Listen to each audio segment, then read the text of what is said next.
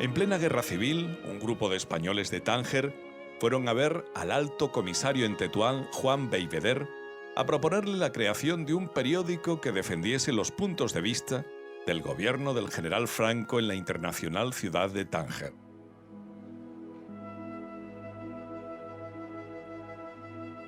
Bellveder, quizás influido por Gregorio Corrochano, famoso crítico taurino de ABC, que por entonces vivía en Tetuán, se decidió por hacer un gran periódico.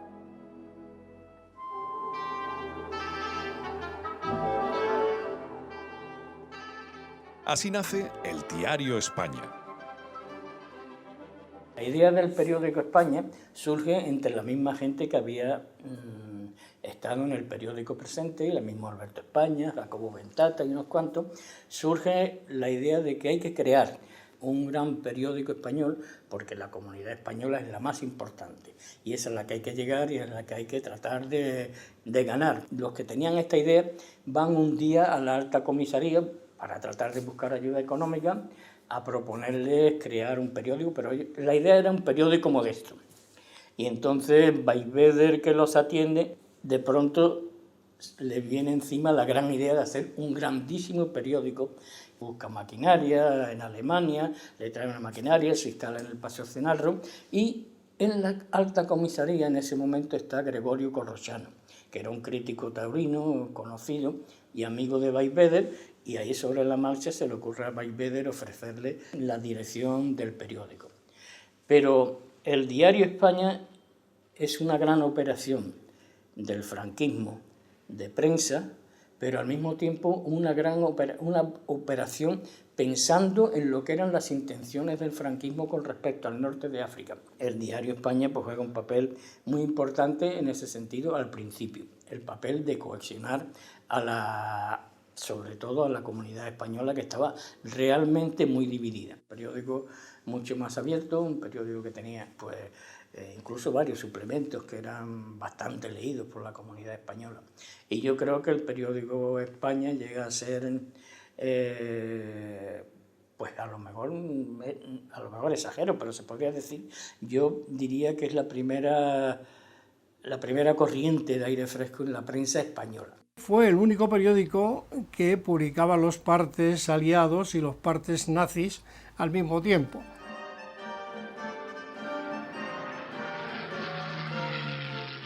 Al final de la Guerra Mundial, Tánger recupera su estatus de ciudad internacional y muchos republicanos buscan refugio en la ciudad, entre ellos algunos periodistas.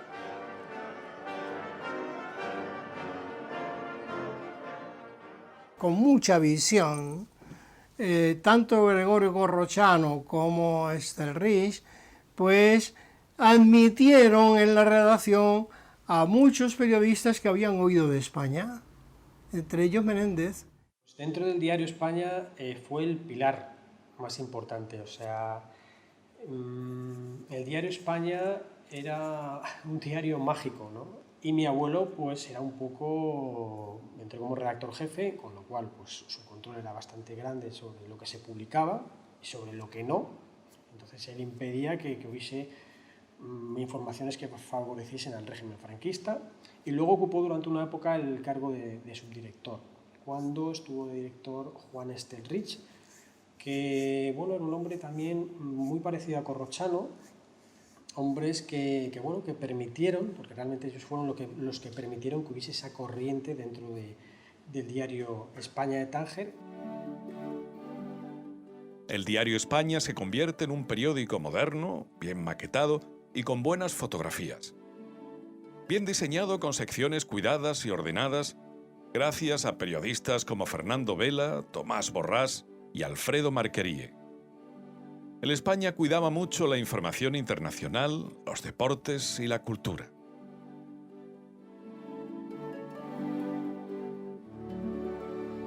En octubre de 1956, el premio Nobel a Juan Ramón Jiménez, que es un exiliado, el Diario España titula, abre con la concesión del Nobel a Juan Ramón Jiménez. Y claro, tienen que dar una noticia ese día de algo de Franco, que había recibido unos embajadores o algo así. Y esa noticia está por debajo. Eso era un mensaje editorial clarísimo de la dirección y la redacción del Diario España. Les parecía mucho más importante el Nobel a un exiliado que lo de Franco, que lo daban de oficio, pero por debajo, ¿no? Entonces la gente se fijaba, los españoles de Tánger se fijaban, y los españoles del otro lado del estrecho que veían esa portada lo entendían clarísimamente el guiño. Juan Ramón Jiménez era más importante, mucho más importante que el caudillo. Que sacamos 3 periódicos, primero el Diario, y después el España Semanal, y el jueves sacábamos el Suspense, que eso se dedicaba todo el mundo, sabe usted, a criminales. Estábamos ahí muy bien, ganamos bien, como españoles, como marroquíes, todos ahí, estaba como un reunión de una familia. No era este un español, este un marroquí, estábamos nosotros ahí todos juntos, todo igual. El periódico empieza a distribuirse por toda Andalucía y algunos puntos del resto de la península. La venta del periódico España estaba en España. Se vendían 50.000 ejemplares aquí en España, que en aquella época era una tirada bastante amplia. Había unos 800 puestos de venta en toda España. De eso tengo yo constancia porque vamos, yo tenía correspondencia con ellos. Y aparte teníamos también el España Semanal, que era una pseudo revista en plan periódico, donde había todo tipo de artículos de fondo, artículos de todas clases, científicos, de música, de cine. Era una revista que iba en formato periódico y eso se vendía muy bien en España, muy bien. El periódico estaba en un equilibrio inestable, porque si decía algún tipo de noticia que podía tocar los nervios al Estado marroquí, no se podía poner. Si por el contrario ponía alguna noticia que podía tocar al Estado español, entonces para eso estaba en Tarifa el censor, que antes de que el periódico fuera distribuido, cogía un ejemplar y lo leía. Y montones de veces le echaba para atrás. Tenía que coger el barco, el falucho, un barco que teníamos alquilado, un barco de pesca, que alquilábamos, que iba de madrugada hasta Tarifa y depositaba toda la prensa. Este barquito, como era un barco de pesca, lo que es un falucho de pesca, navegaba fantásticamente bien y hacía virguerías. El tío, muy rara vez por temporal, el periódico ha dejado de llegar a Tarifa. A lo mejor llegaba chorreando, pero llegaba. Que la mitad de los días venía el periódico mojado. El mojado es de agua, vamos, al máximo. Yo no sabía la historia esa de que el estrecho tenía tanto viento y tantas cosas en aquel tiempo, ¿no? Años 50 y tantos. Yo era un chico, yo tendría 12 o 13 años. Y la verdad es que era muy complicado vender el periódico ese por la dificultad que tenía el estrecho, el fuerte temporal de levante. Eso era horrible, vamos, llegaba al kiosco y la distribuidora, que era don Mariano Gené, que en Jerez, la calle Larga, pues resulta que la mitad de los días pues decía, mira, ¿queréis llevárselo mojado? Llevárselo, decírselo a los clientes. Comienza a forjarse el mito de un periódico del régimen con una redacción de izquierdas que daba una versión distinta a los aburridos y censurados periódicos de la época. Toda la prensa española estaba sometida a la censura y el España de Tánger no. Se fue Manolo Cerezales y ocupó su puesto otro periodista de Campanillas, que fue Eduardo Haro. Ahí empieza una nueva etapa, porque Eduardo llegó prácticamente cuando acabó la Carta Real, que era la que mantenía el Estatuto Internacional, y Tánger perdió todo su encanto.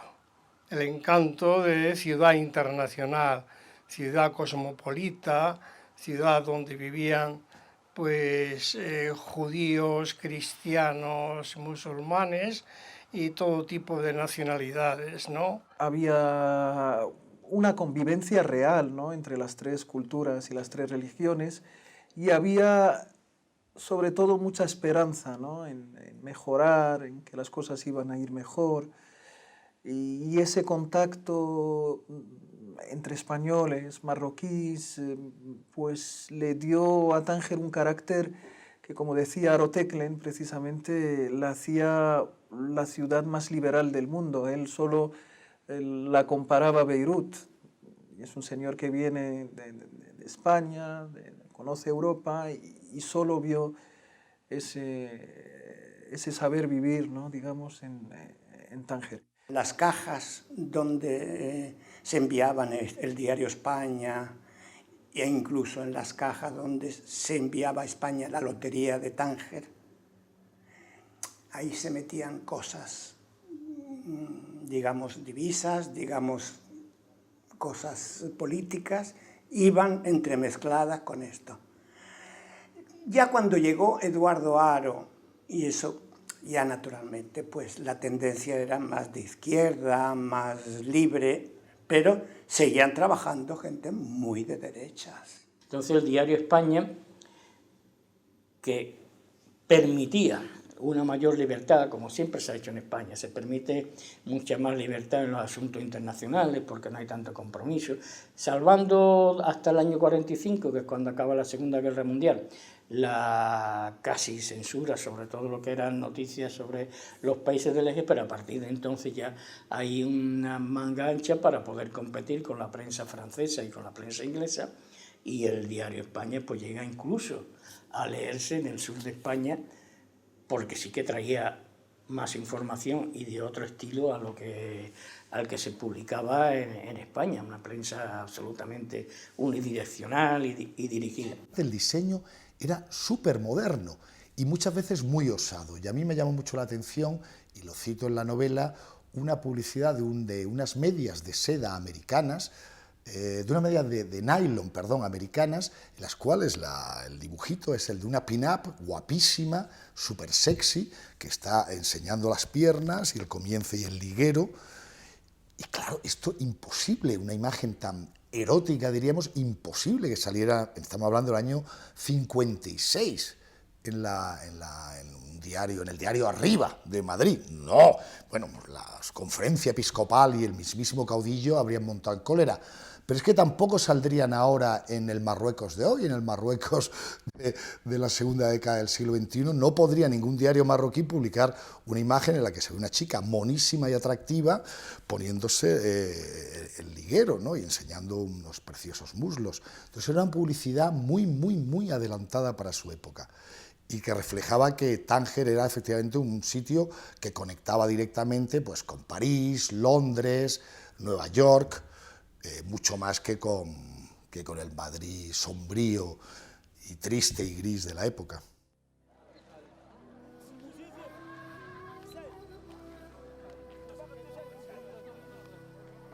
La incorporación de Tánger al Reino de Marruecos es el principio de su declive, el fin del régimen fiscal de la ciudad, la presión de los nacionalistas marroquíes y los problemas empresariales suponen un cúmulo de dificultades insalvables para el periódico.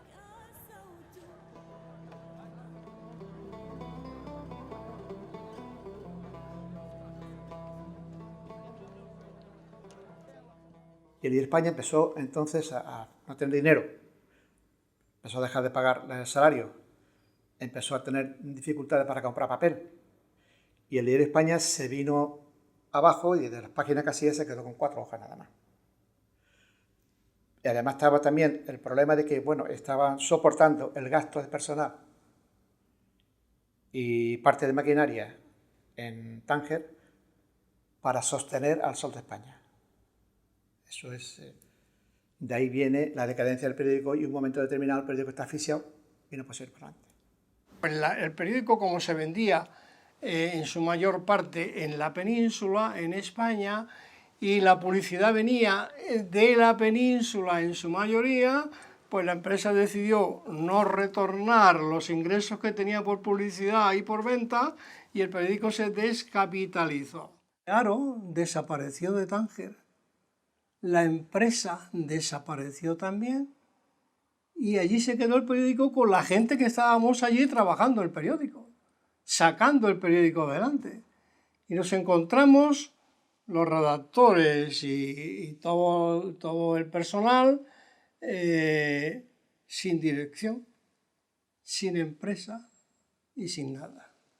Pero es de aquí que repentinamente la prensa nacionalista marroquí empieza una campaña sistemática contra el diario España, al que acusa de evasión de capital, de no pagar impuestos, etcétera, etcétera. La campaña contra la prensa extranjera surtió efecto y el gobierno marroquí decidió cerrar toda la prensa extranjera, incluido el diario España.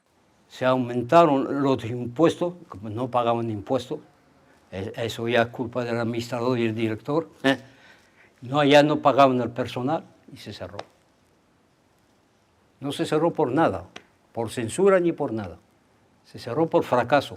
El día 25 de octubre de 1971, de ahí de que la cerraron, tú sabes por qué, fracasado, periódico fracasado, tú sabes, no pagan los puestos, no pagan el personal, tú sabes, de ahí que la pesado, el fracaso de la empresa.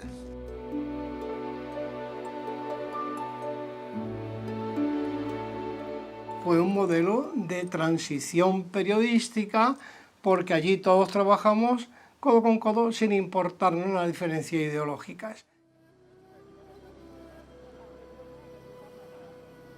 Como siempre, la política, la burocracia y la economía conspiraron para acabar con el periódico que mantuvo una pequeña luz en un tiempo de oscuridad.